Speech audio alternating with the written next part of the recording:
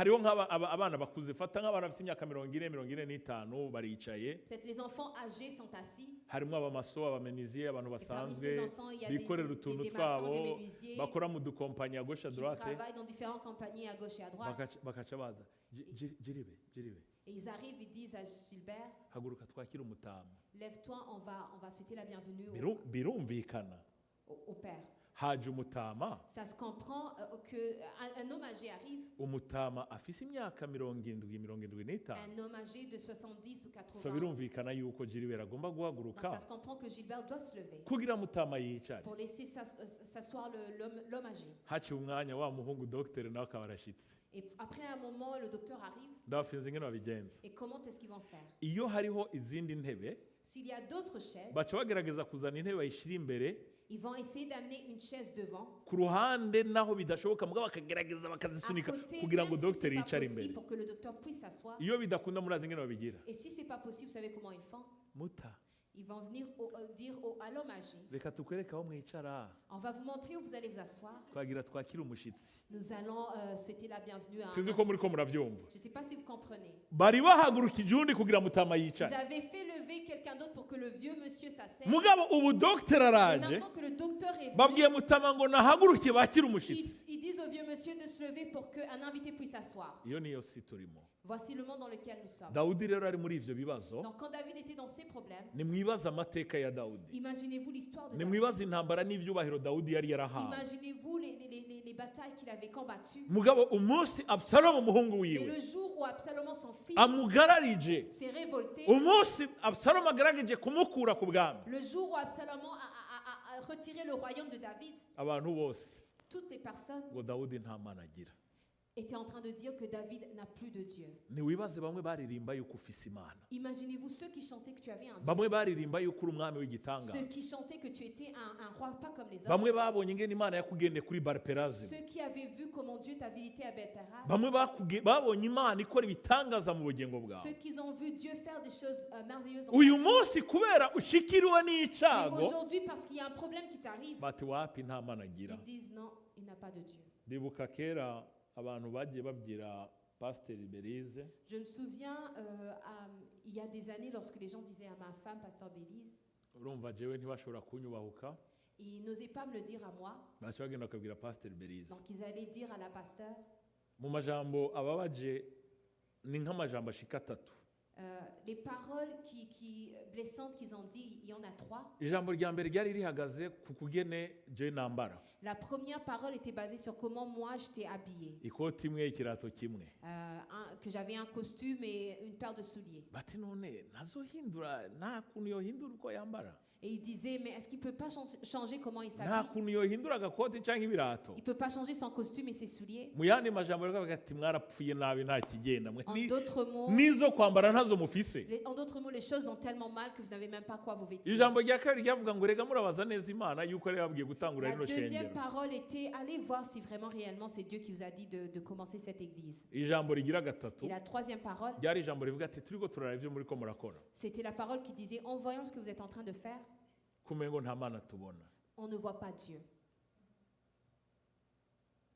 So ntibitangaje na Dawudi yarahaciye. Donc c'est pas étonnant parce que David a aussi traversé des moments pareils. Si Dawudi gusa na Yesu Et ce yarahaciye. n'est pas David seulement, Jésus aussi. Na Yesu baramubwiye ati ko wakora ibitangaro nubikore À turabe. Jésus aussi, on lui a dit, mais toi qui guérissais les autres, guéris-toi toi-même. Niwikure kuri ico giti, kure kuri uwo musaraba turabe. Enlève-toi de cette croix, on veut voir. Dawudi rero yarahaciye. Donc David est passé par là également. Arabwira Imana ati Et il a Mana, dit à Dieu, ati benshi baramvuga bo nta gakiza afise ku Mana. combien qui disent à mon sujet, plus de salut pour lui auprès de Dieu. Mu buzima uzohura n'abantu nk'abo. Dans ta vie, tu vas rencontrer des gens pareils. Mu buzima uzohura n'ibibazo nk'ibi. Dans la vie, tu vas rencontrer des problèmes pareils. Uzohura n'abantu bakwesheninga agakiza Tu kawe vas rencontrer des gens qui questionnent ton salut kubera ibihe uriko uracamo mu à buzima. cause des moments que tu traverses.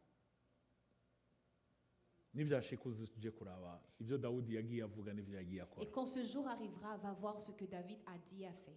Ku murongo wa gatatu ndahakunda. Et au verset 3, j'aime bien. Dawudi aravuga ngo yamara wewe uhoraho uri nkinzo inkingira. Au verset 4, mais toi, ô Éternel, tu es mon bouclier. Wewe uhoraho uri nkinzo inkingira. Toi, ô Éternel, tu es mon Uri bouclier. nkinzo inkingira. Tu es mon bouclier. Kubera iki? Pourquoi? kuko yari yarabonye Imana imukingira mu bihe Parce qu'il bitandukanye avait vu by'ubuzima. Dieu le protéger, le préserver, être son bouclier dans différents uri moments. icubahiro canje, Tu es ma gloire ni wewe ushira hejuru umutwe wanje. et tu relèves ma tête. Ni ukuvuga ngo hagati muri ivyo bibazo, En d'autres mots, dans ces problèmes, mu mwanya Abusalomu bariko baramwimika, pendant qu'ils étaient en train de couronner Absalom comme roi, Dawudi nawe mu gisagara ca Dawudi David, dans la cité de i David, Yerusalemu, à Jérusalem, ntiyigeze yinyegeza, il ne s'est pas caché, ariko yagiye yemye, mais il a continué à marcher la tête haute kubera ko yarazi ko Imana ari inginzo yiwe. parce qu'il savait que Dieu était son bouclier. Ntuze wigere winyegeza Ne te cache jamais mu bihe bigoye by'ubuzima dans les bwawe. moments difficiles de ta vie. Ntuze wigere winyegeza Ne te cache pas kuko akazi kawe kahagaze. parce que tu n'as plus de travail. Ntuze wigere winyegeza Ne te cache pas kubera ko ibintu bitari ko bigenda uko parce que byagategereje les choses kugenda. ne sont pas en train de marcher ou fonctionner comme tu veux. Ntuze wigere winyegeza Ne te cache pas kuko hari ibibazo parce bitandukanye qu'il y a des bigukikuje, problèmes qui t'entourent. ariko hagati muri ivyo Mais bibazo dans ces problèmes, uze umenye ko Imana ari inkinzo yawe, sache que Dieu est ton bouclier kandi ugende wemye, et que tu marches la tête haute. kuko igihe cyose ukunda Parce qu'à Imana, chaque moment que tu aimes Dieu, Imana yama iri mu ruhande rwawe. Dieu est toujours à tes côtés. Ku murongo wa 4 twiga ikintu gikomeye cyane. Et au verset 4, 5, nous apprenons une chose. Iryo ni ijambo rya mbere nkeneye ko dukura muri iki gice kuri uyu munsi. Et c'est la parole que j'aimerais qu'on retire de tout ce passage. Ni ukwizera Dawudi yari afise mu Mana. C'est la foi que David avait en Dieu. Trust in the Lord.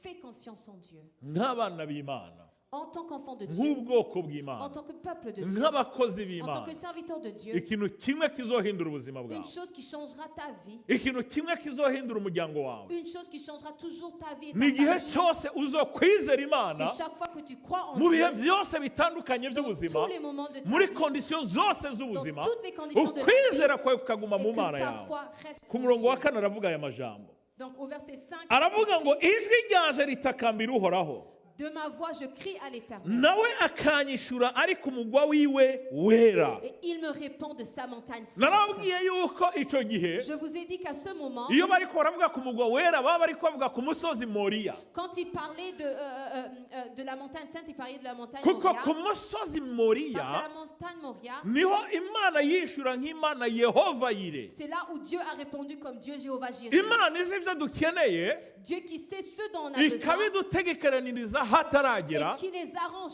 avant que le moment kugira ngo arrive, ntitumaramare, pour que nous ne soyons pas dans le kugira ngo déshonneur, ntitwangare. pour que nous ne soyons pas... Imana ikaba yamaze gutegura igitangaza mu Et bugingo bwacu. Dieu a déjà préparé un miracle pour nous. Nawe Dawudi aravuga ngo ndaguhamagara Et David a dit, hagati mu bibazo de ndagusenga ma voix j'ai crié à l'Éternel. kubera ko Dans nakwizeye, les problèmes, j'ai crié à kuko toi parce que j'ai umutima cru en wanje uri toi, kuri wowe, parce que mon cœur est sur kandi toi. icyo nzi ni kimwe, Et ce que je sais, nuko ku musozi Moriya, c'est que de la montagne sainte, aho nyine ku musozi Moriya de la montagne Moria, niho wumva amasengesho yanjye, c'est là où tu entendras mes kuri uwo prières. musozi wera w'Imana, Que de cette montagne sainte, kandi uyumvise ukanyishura. et quand tu entends ces prières, tu les répands. Ukwizera mu Mana, Crois en Dieu. nk'umwana w'Imana, En tant qu'enfant de Dieu, nk'umuntu w'Imana, en tant que serviteur de Dieu, prinsipe ya mbere la principe, ni uko utigera ukura ukwizera kwawe ku la Mana. première principe est de jamais retirer ta foi Imana de Dieu. nticererwa, Dieu n'est jamais en retard. Imana ntiyihuta, Dieu n'est jamais avant l'heure. Imana ntisinzira, Dieu ne dort pas.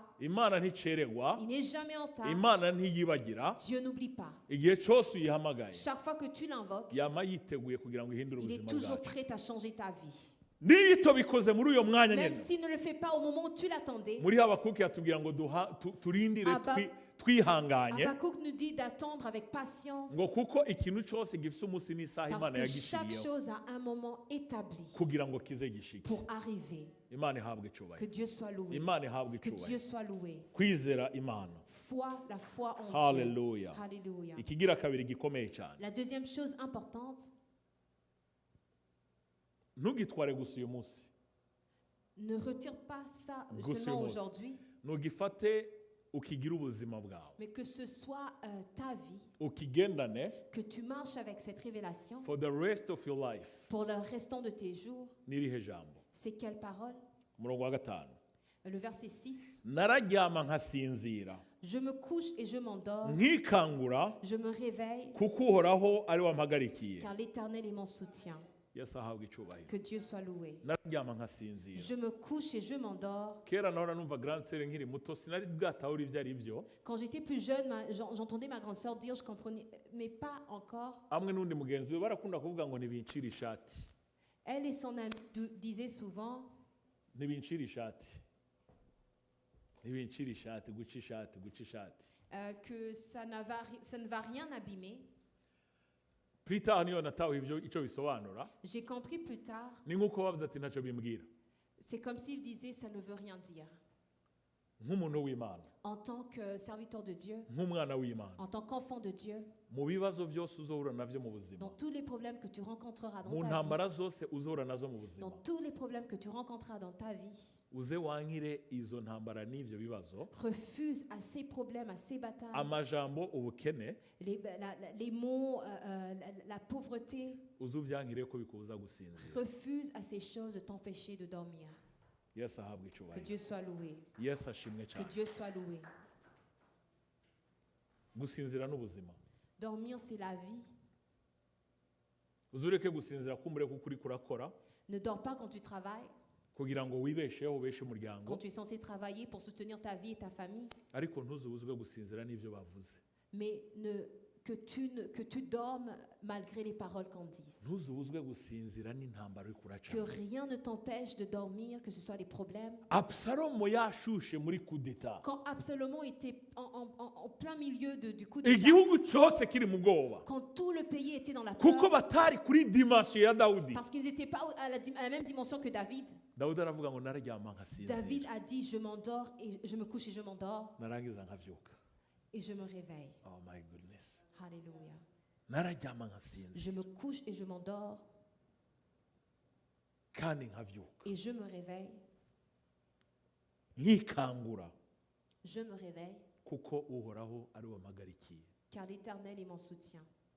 yari azi ko afise imana Il savait qu'il avait Dieu. yari azi ko imana iri mu ruhande Il savait rwiwe que Dieu était à ses côtés. niyo mpamvu byari ko biraba bitamutera ubwoba C'est pour cela que tout ce qui se passait ne le faisait pas niyo mpamvu peur. yashobora kuryama agasinzira C'est pour cela que tu peux dormir et te coucher. niyo mpamvu ugomba kuryama C'est ugasinzira pour cela que tu dois te coucher et t'endormir kuko uhoraho ari we waguhagarikiye parce que l'Éternel est à tes côtés. ariko ibyo byose bihwanye na horasiyo mufitaniye Mais n'umwami tout cela dépend de la relation que tu as avec Dieu.